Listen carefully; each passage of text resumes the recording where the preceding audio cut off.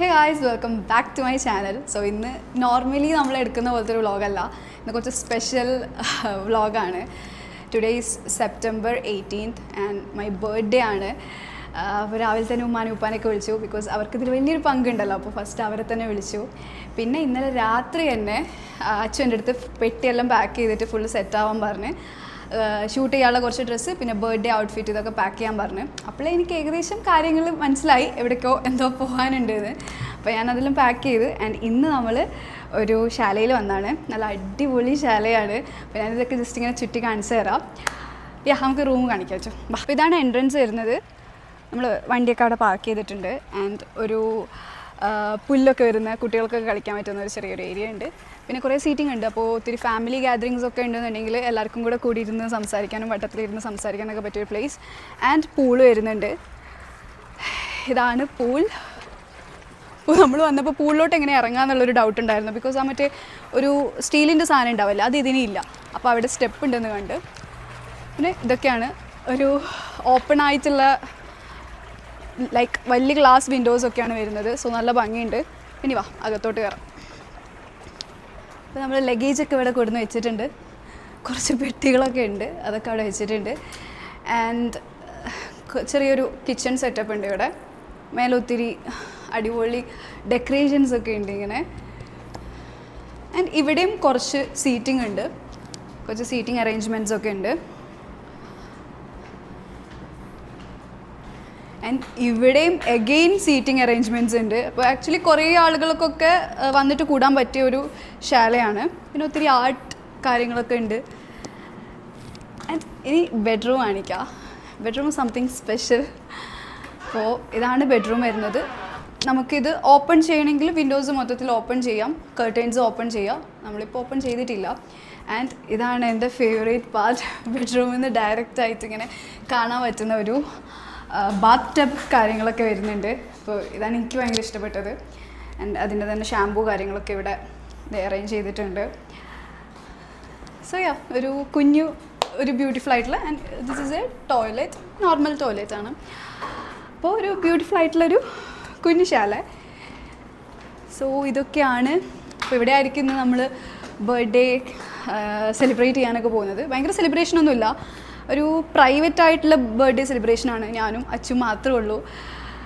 പൊതുവേ അച്ഛൻ്റെ ഫാമിലിയൊക്കെ ഇവിടെ ഉണ്ടാവാറുണ്ട്. ഇപ്പോൾ ഇപ്രാവശ്യം ഫസ്റ്റ് ടൈമാണ് ഞാൻ വന്നേ, പിന്നെ ഫസ്റ്റ് ടൈമാണ് അവരാരും ഇല്ലാതൊരു ബർത്ത്ഡേ സെലിബ്രേഷൻ.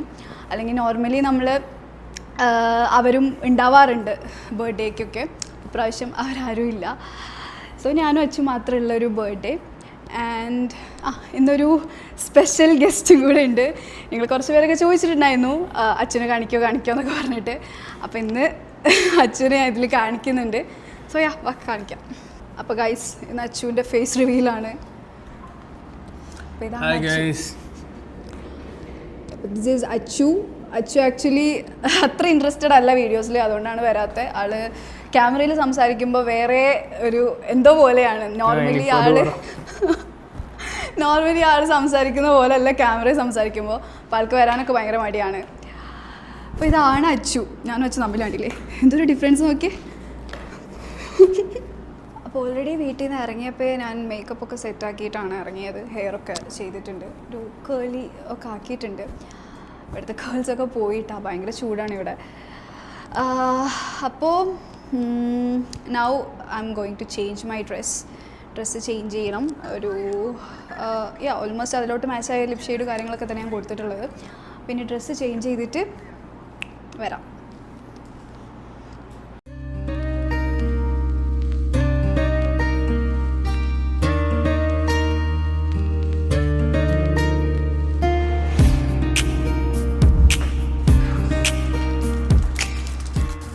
സോ ഗൈസ്, ഇതാണ് എൻ്റെ ഔട്ട്ഫിറ്റ്, ബർത്ത്ഡേ ഔട്ട്ഫിറ്റ്. ഒരു ബ്രൈറ്റ് കളറാണ്. നിങ്ങൾക്കറിയാമല്ലോ എനിക്ക് ബ്രൈറ്റ് കളേഴ്സ് ഭയങ്കര ഇഷ്ടമാണ്. സോ ഒരു ബ്രൈറ്റ് കളർ തന്നെയാണ് ചെയ്തിട്ടുള്ളത്. ആൻഡ് ഭയങ്കര ഫ്ലെയറിക് ആയിട്ടുള്ള സെൻറ്റർ പോയിൻ്റ് ഞാൻ മേടിച്ചതാണ്. അപ്പോൾ ഇവിടെ നമ്മൾ കേക്കും ഡെക്കറേഷൻസൊക്കെ വെച്ചിട്ടുണ്ട്. This is my birthday cake. ഒരു റിബൺ കേക്കാണ്. നല്ല ഭംഗിയുണ്ടല്ലേ. എൻ്റെ ഡ്രസ്സിലോട്ടൊക്കെ മാച്ചാണ്. എൻ്റെ ഫോൺ കേസിലോട്ടും മാച്ചാണ് കേട്ടോ. ഫോൺ കേസിലും റിബൺസൊക്കെ വരുന്നുണ്ട്, അപ്പോൾ അതിലോട്ട് നല്ല മാച്ച് ഉണ്ട്. ആൻഡ് ഒരു ഫ്ലവർ ബൊക്കെ ഉണ്ട്. And balloons. കുറേ ബലൂൺസ് ഒക്കെ ഉണ്ട്. സോ ഇതാണ് ഓവറാൾ നമ്മൾ ചെയ്ത ഡെക്കറേഷൻ. കുറേ ഡെക്കറേഷൻസ് ഒന്നുമില്ല, നമ്മൾ ചെറുതായിട്ട് ഉണ്ടാക്കിയൊരു പരിപാടിയല്ലേ, പ്രൈവറ്റ് ആയിട്ടുള്ള നമ്മൾ തമ്മിൽ മാത്രമേ ഉള്ളൊരു ബർത്ത്ഡേ സെലിബ്രേഷനാണ്. അപ്പോൾ ഇത്ര മാത്രമേ ഉള്ളൂ. അപ്പോൾ അങ്ങനെയൊക്കെയാണ്. അപ്പോൾ ഇനി കേക്ക് കട്ട് ചെയ്യച്ചു. ഞാൻ ലൈറ്റ് എടുത്തിട്ട് ഒരു ക്യാൻഡിൽ ലൈറ്റ് ചെയ്യണ്ടേ? ക്യാൻഡിൽസ് കത്തിക്കണം. ഓക്കെ ഗൈസ്, അപ്പോൾ നമുക്ക് അവൾക്കൊരു സർപ്രൈസ് ചെയ്യാം. ഞാൻ അവൾക്കൊരു ഗിഫ്റ്റ് വാങ്ങിയിട്ടുണ്ട്. അത് അവൾ അറിഞ്ഞിട്ടില്ല, സർപ്രൈസായി വെച്ചതാണ്. അവൾ കുറേ കാലമായിട്ട് ഇങ്ങനെ സെർച്ച് ചെയ്തുകൊണ്ടിരിക്കുന്ന ഒരു സാധനമാണ്. അപ്പോൾ നമുക്ക് എടുക്കാം.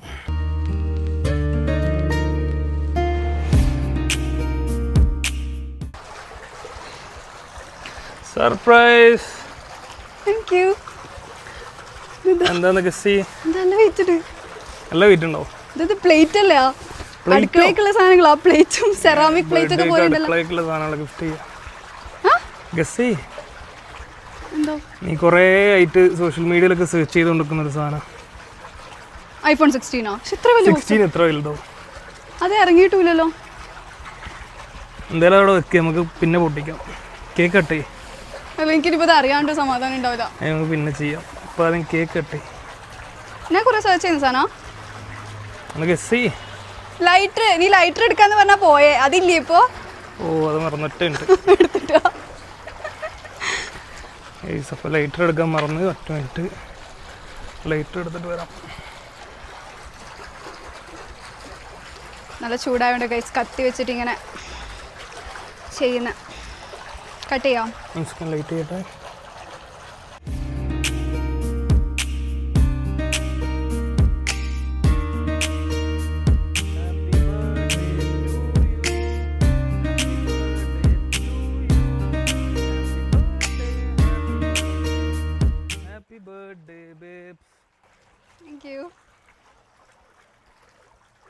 ഒറ്റക്ക് നിന്നോ?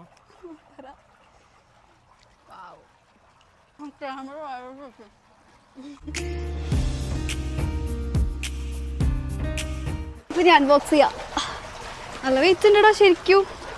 അതിന് മാത്രം വെയിറ്റ്. ഞാൻ അവിടെ പോകുന്നേ, എനിക്ക് നിൽക്കാനും നടക്കാനും എന്തായിരിക്കും. കാലാകെ പോയിടാ, നിന്ന് കാലാകെ പോയി. നീ ഗസ് ചെയ്യ എന്താന്നുള്ളത് ഓപ്പൺ ആക്കുന്നതിന് മുന്നേ. പക്ഷെ നീ ഇത് എവിടെ വെച്ചതെന്ന് എനിക്കറിയാത്ത. ഞാൻ വന്നപ്പോൾ ഒന്നും കണ്ടില്ല. കേക്ക് ഇതെല്ലാം ഡെലിവറി ബോയ് കൊണ്ടുവന്നപ്പോഴും ഞാൻ അത് കണ്ടില്ല. അത് 2 ഇക്കിയിൽ വെച്ചായിരുന്നു. അത് പിന്നെ അങ്ങോട്ടേക്ക് ഫ്രണ്ടിലേക്ക് വെച്ചാണ്.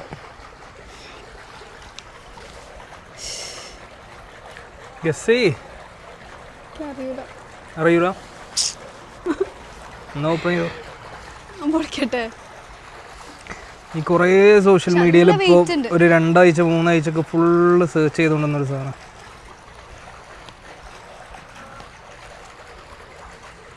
അങ്ങനെ സാധനം എന്ത്? ഇപ്പൊ ലാസ്റ്റ് ഇറങ്ങി ഐഫോൺ കുറച്ച് നോക്കിയിട്ടുണ്ടായിരുന്നു, പക്ഷെ അതിപ്പോ മാർക്കറ്റിലൊന്നും ഇറങ്ങിയിട്ടില്ല. ഐഫോൺ എത്ര വലുതുണ്ടാവില്ലല്ലോ. ഇനി കുറേ ഗിഫ്റ്റുകൾ ഇങ്ങനെ ഒന്നിച്ചിട്ട് ഇതിൽ വെച്ചതാ, എന്നിട്ട് വലിയ ബോക്സ് ആക്കിയാ. അങ്ങനൊന്നുമില്ല, സിംഗിൾ ഗിഫ്റ്റ്. ഇതെങ്ങനെ പൊട്ടിക്കരുത്? പൊട്ടിക്കണമെങ്കിൽ ഇനി കത്തി വേണോടാ, കൈ വെച്ചിട്ട്. ടൈ അയക്കാൻ കഴിയില്ല. കിട്ടി. ലൈറ്റ് ഉണ്ടോ അങ്ങോട്ട്?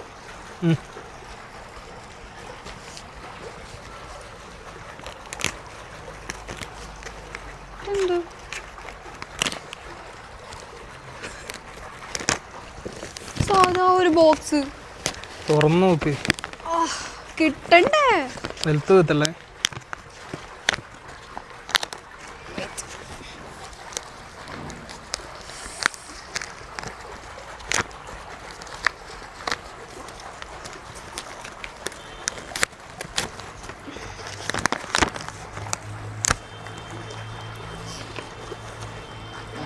ഡൈസണോ? തുറന്നോക്ക്. ഡൈസൺ എയർ റാപ്പാ? എനിക്കറിയാം, തുറന്നോക്ക്. ഇതെങ്ങനെ പൊട്ടിക്കാൻ? എനിക്ക് പെട്ടെന്ന് പൊട്ടിക്കണോ? ഇത് പൊട്ടിക്കെങ്ങനാ? എടാ എനിക്ക് പൊട്ടിക്കണേ കത്തി വേണോ? നിന്റെ നെയിൽസ് വെച്ച് നടക്കുക. കഷ്ടപ്പാട്. ഡൈസണാ ശരിക്കോ? അയ്യോ, സ്റ്റിക്കർ ഞാൻ പറിക്കാൻ മറന്നു. ഡൈസിനാണ്. അതിൻ്റെ പുറത്ത് വേറെ പാക്കേജിങ് എല്ലാം ഉണ്ടായിരുന്നു, അതൊക്കെ എടുത്ത് കളഞ്ഞു. പക്ഷെ ഞാൻ ആ സ്റ്റിക്കർ എടുക്കാൻ മറന്നു.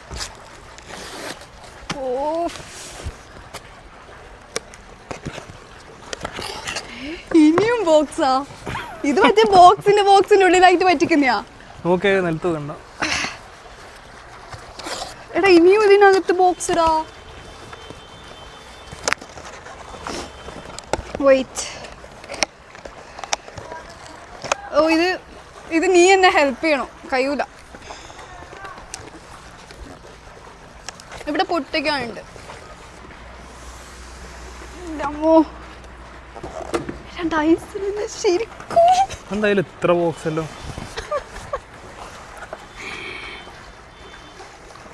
ശരിക്കും ഇതല്ല.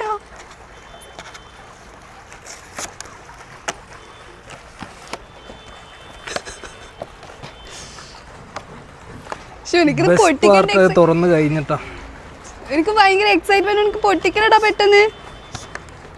ഇതെങ്ങനെ തുറക്ക? Okay, thank you. ഏതാ കളർ നോക്ക്. അയ്യോ, ഞാൻ ആഗ്രഹിച്ച കളറിടാ. നിലത്ത് കുത്തല്ലേ? ഓ മൈ ഗോഡ്, ഇഷ്ടപ്പെട്ടോ? വരട്ടണ, പുറത്തോട്ട് വരണ്ടേ? വെല്ലെടുത്തു, സാധാരണ എടുത്തോ. Oh man, ceramic pop colour. Thank you so much guys. കുറേ നാളായിട്ട് ഇതിപ്പോൾ പൊട്ടിക്കണോ? വേണമെങ്കിൽ വേറെ വീഡിയോ എടുത്തോ, സെപ്പറേറ്റ് വീഡിയോ ഒക്കെ. അതായിരിക്കും നല്ല. കാരണം എനിക്കും ഇതിനെക്കുറിച്ചിട്ട് കുറച്ച് പഠിക്കാനുണ്ട്. എനിക്കും കറക്റ്റ് എങ്ങനെയൊക്കെ ഓരോ സാധനങ്ങൾ അറിയില്ല.